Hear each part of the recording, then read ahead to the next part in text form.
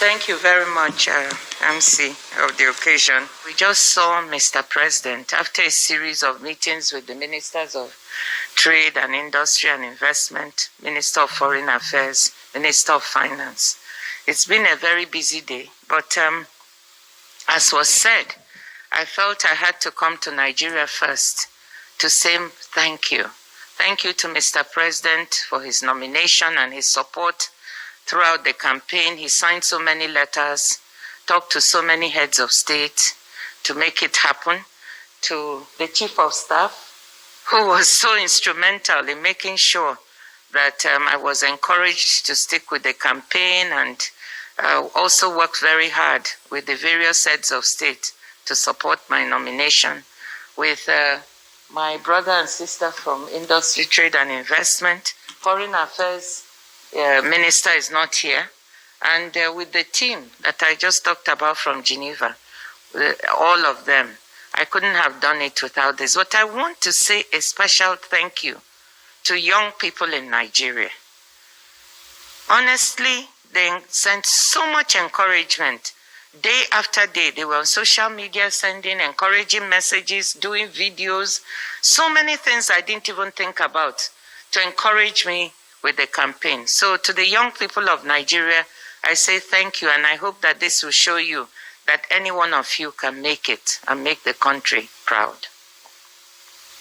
I have come here to also discuss with Mr. President what the WTO can do to work with Nigeria to improve our economy and our economic situation. And we talked about a number of issues. First of all, Nigeria is a large market in and of itself, 200 million people.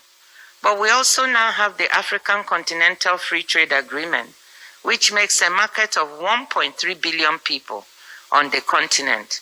And there's a unique opportunity for Nigeria to improve its standing in trade. Currently, we're 0.3% of world trade, 19% of Africa's trade. And in logistics, we rank 103 out of 167. But what does this say to us? It says that we have a great opportunity to improve our situation and to improve our economy through trade. And that is really important. So we talked about issues in agriculture, how we can add value to our agricultural products. As you all know, we have a transition happening in the world, going away from fossil fuels to renewables because of the issue of climate change, which is with us. And to do that, we have to start the transition ourselves. Of course, we will need our gas and our oil for the next couple of decades or so, but we also have to start moving towards renewables. We have to start moving towards more manufacturing. We have to start looking to add value to the products we now have. Why is that important? This is so that we can create more jobs and trade more. You can trade more if you produce more and add more value. Let's not export our jobs to the outside. So these were the issues we have in agriculture. I just gave Mr. President the example of shea butter and sesame seed. Nigeria is one of the largest producers in the world, and you know these are used for cosmetics. So the WTO, together with the International Trade Center, came here to work with women and men in a cooperative, Ifedapo, or a cooperative in Shaki, in Oyo State, to try to improve the quality of their product. We were producing this, but we could not access the US or European market because the quality of our product was not good enough. But by working with the WTO, they were able to improve the quality of the shea butter that was being produced, for example. We get NAFDAC approval and registration, which also opened the door for them to be able to export some of these products, sell domestically to cosmetics manufacturers, but also export. 200 million metric tons. Now they have another for 500 million more. So that's sorry, not 500 million, 500 metric tons. 200 metric tons initially they produce, now 500 metric tons more. This is the kind of thing that WTO can do, working with the ordinary man and woman in order to improve their standard of living and increase their incomes. The second area is services. Nigeria has many young people with a lot of talent. I just saw today that one of our musicians, Burna Boy, he won the Grammy Award. Our music, our movies are exported, and technology. Our young people are on the internet, creating value, fintech, financial technology. We have the investment in Flutterwave that has led to the company being valued at almost $1 billion. Our young people are doing so many things in services that can also be exported. And that is one area we need to look at. I was very heartened when the president spoke of investing in young people.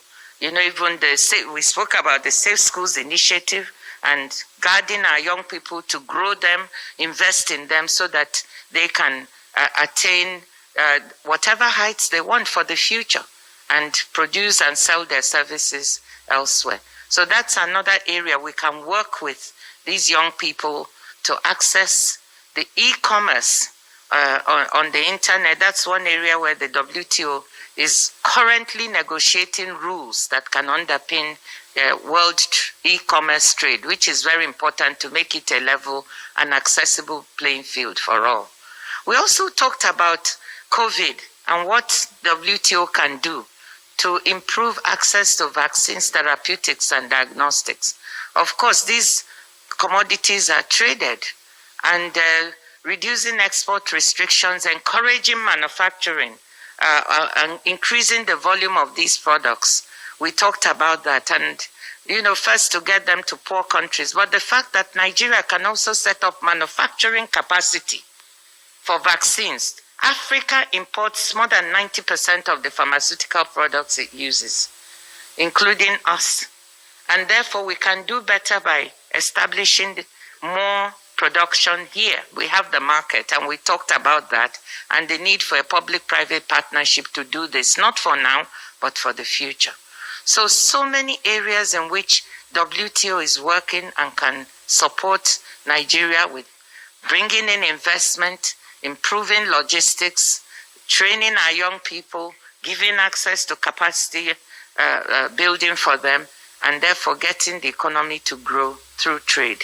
So I will stop it there. I can tell you we talked about the challenges before the WTO. WTO has many challenges. It has to complete multilateral negotiations on fisheries, for instance, which it's been ongoing for 20 years, and I said 20 years is enough. We must bring it to a conclusion. It has to improve its dispute settlement system. It has to update its rules for e-commerce, for women in trade, for micro, medium, and small enterprises. These are all areas the WTO needs to do more and better. And we're certainly working on all these areas. And I ask Mr. President for his support, because we need to bring the world together to agree on some of these rules. So let me leave it there, and thank you very much, members of the press. Good to see you again. Thank you.